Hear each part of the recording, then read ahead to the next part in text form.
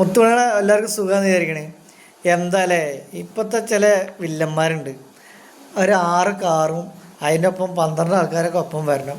എന്നിട്ട് മുഖത്ത് എന്തെങ്കിലും തേങ്ങ വരുമോ? ഇല്ല. അപൂർവം ഇപ്പോഴത്തെ സിനിമയിൽ അപൂർവമായിട്ടാണ് നല്ല വില്ലന്മാരെ കിട്ടുന്നത്. പണ്ട് കാലത്തൊക്കെ നല്ല അടിപൊളി വില്ലന്മാരുണ്ടാകുന്നത്. കാരണം ശരീരം കൊണ്ടല്ല, അവരെ അഭിനയം കൊണ്ട് വില്ലത്തരം കാണിച്ചിരുന്ന ആൾക്കാരാണ്. ഇപ്പം ഞാൻ ഒരു പടം പോയി കണ്ട്, ഒരു 74 വയസ്സുള്ള ഒരു ആളെ. 74 വയസ്സെന്ന് പറയാൻ കാരണം എന്താ വെച്ചെങ്കിൽ, എനിക്ക് 74 വയസ്സ് അല്ലെങ്കിൽ മറ്റുള്ള തലമുറകൾ 74 വയസ്സാകുമ്പോൾ നമ്മളൊക്കെ 2 വട്ടം മരിച്ച് ജീവിച്ചാലും ആ പ്രായത്തിൽ നീച്ചു കിടക്കാൻ പറ്റുമോ തോന്നണില്ല. കാരണം അതാണ് ആ പ്രായത്തിൻ്റെ പവർ. ആ പവറാണ് നമ്മളെ മമ്മൂക്ക, മെഗാസ്റ്റാർ.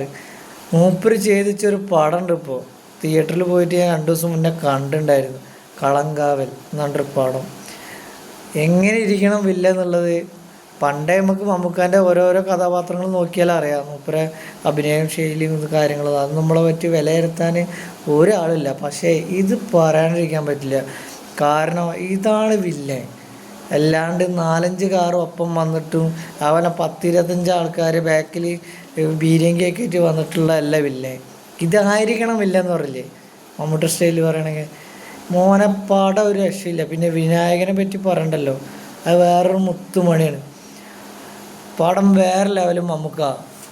കാരണം ആ കഥാപാത്രത്തിന് അത്രയും ആഴ്ന്നിറങ്ങിയിരിക്കണേ. അത് അഭിനയം എന്ന് പറഞ്ഞു കഴിഞ്ഞാൽ മാരകമാണ്. അപ്പോൾ എന്തായാലും തിയേറ്ററിൽ പോയി കാണാം. അടിപൊളി പടമാണ്, എനിക്കിഷ്ടപ്പെട്ടിട്ടാണ്. അത് ഞാൻ പറയാൻ കാരണം. Okay, bye bye.